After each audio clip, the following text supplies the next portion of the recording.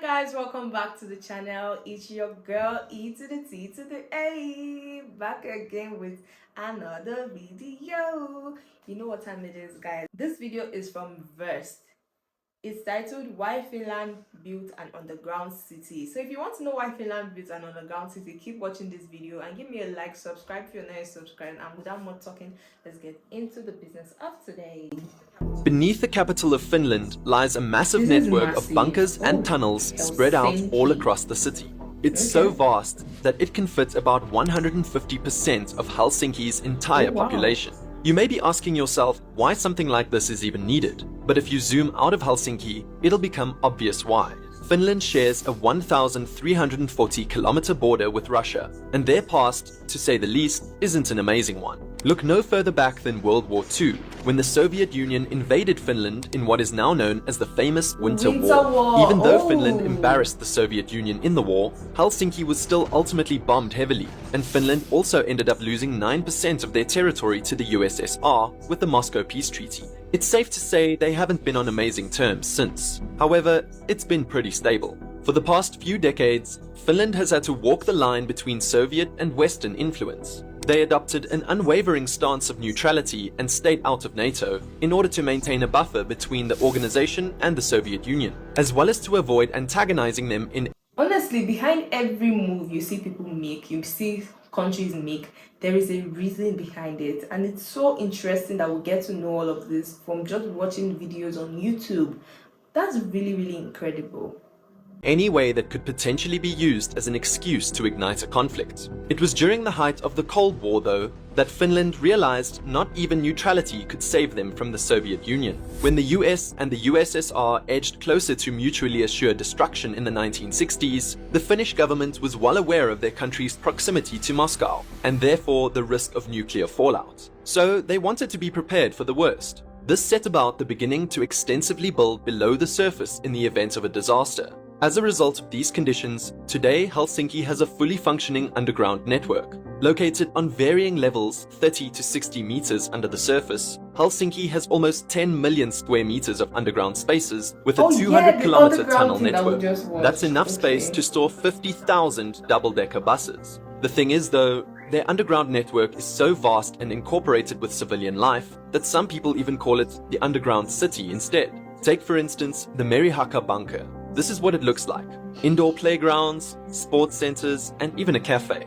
It may not look like a shelter, but in less than 72 hours, it can certainly become one. This is its entrance. 2 layers of cobalt blue blast doors. You guys, nothing blows my mind more than this whole underground thing. Like, it's so amazing, honestly. Each a foot thick. One is designed to withstand the blast of a literal nuclear bomb, the other to seal off the atmosphere. In an emergency, the bunker can be filled to its capacity of 6,000 in an estimated 20 minutes. It also has bunks for 2,000 people to use in 8-hour shifts, as well as sanitation facilities. In rooms off to the side closed to the public are electricity generators, air filtration systems, and other survival essentials. There's also enough water to last for 3 weeks, due to an underground water reservoir 40 meters deep under downtown Helsinki, containing enough water to fill 14 Olympic-sized swimming pools. It has everything, and there's almost no trace of it on the surface either, because this entire bunker is 25 meters under Hakaniemi Market Square, which is just a normal, popular place to go get coffee and shop.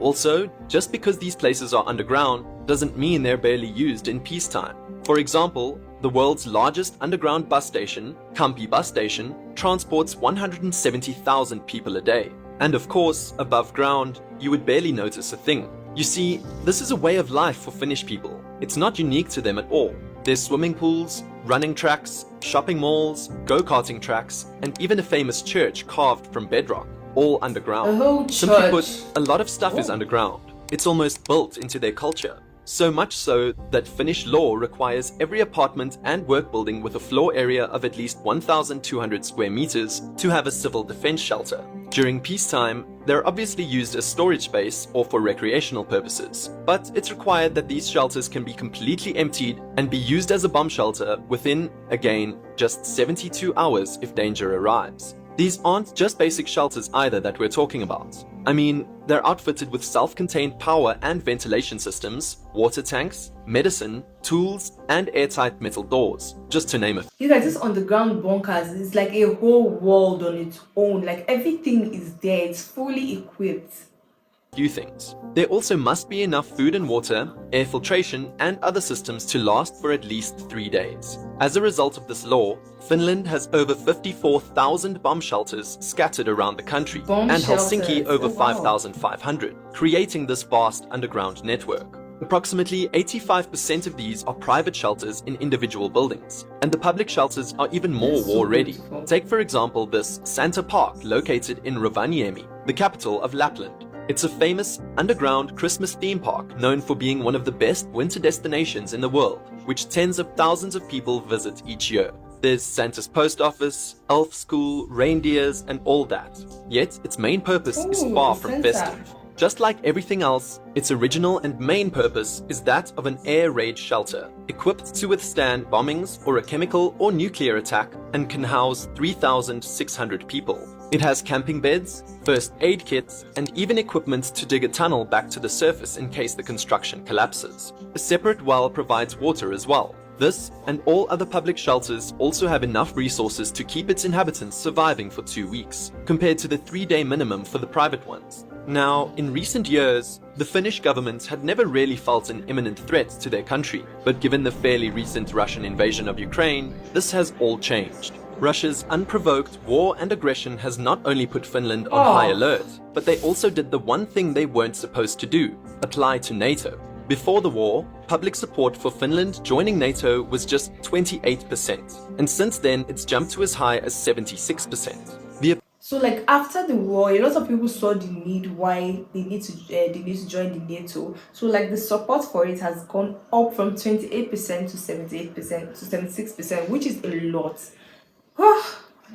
Appeasement tactic that Finland used intelligently in the past is now gone. As it becomes more and more likely that Finland will now be joining NATO, Moscow's reaction to this is actually exactly what Finland has been preparing for all these years. Well, sort of. See, the reaction to this ascension has been varying in terms of seriousness. Russia's Deputy Foreign Minister, Sergei Ryabkov, said Finland joining would be a grave mistake with far-reaching consequences, while Overlord Putin has said it was not as serious, saying their relationship with Finland is different than Ukraine's, and that they have no territorial issues or disputes. But he did say that there will definitely be tension, and more importantly, joining NATO would be a mistake.